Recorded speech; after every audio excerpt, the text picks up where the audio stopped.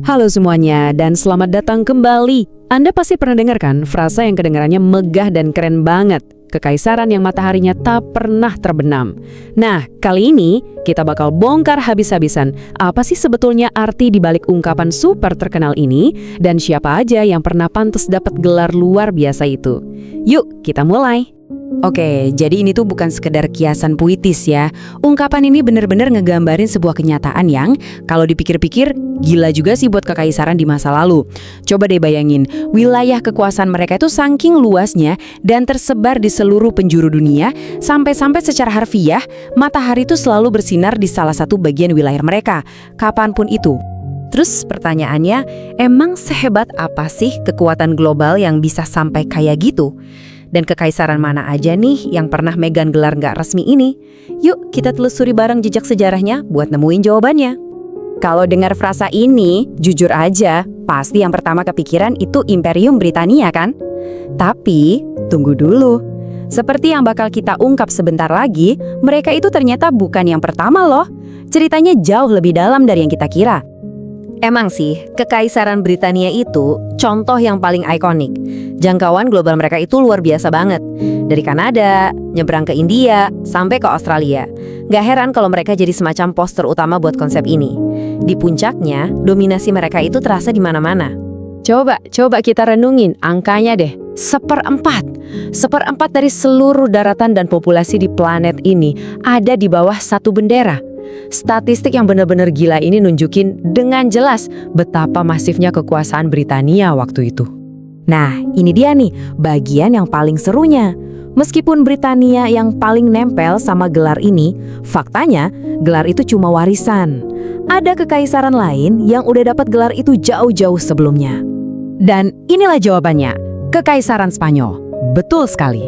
Berabad-abad sebelum bendera Union Jack berkibar di seluruh dunia, Spanyol itu udah lebih dulu ngebangun imperium global di mana mataharinya emang beneran gak pernah terbenam.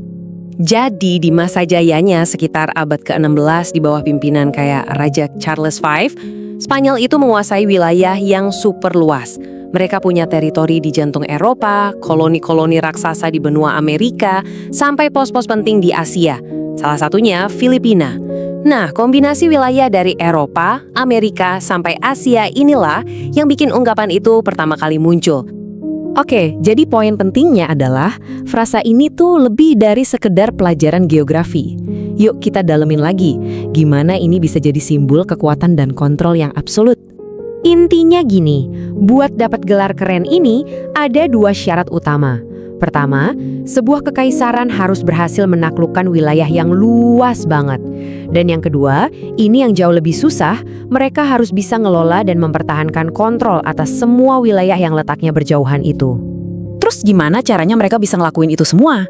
Ya tentu aja dengan 3 pilar utama. Kekuatan militer yang nggak ada tandingannya, sistem administrasi dan birokrasi yang super rumit buat memerintah dari jauh, plus jaringan perdagangan dan komunikasi global yang nyikat semuanya jadi satu. Jadi ini bukan cuma soal datang, tancepin bendera terus pulang. Jauh lebih rumit dari itu. Tapi ya gitu kan, namanya juga sejarah. Roda itu selalu berputar. Nggak ada yang abadi, termasuk kekaisaran-kekaisaran raksasa ini.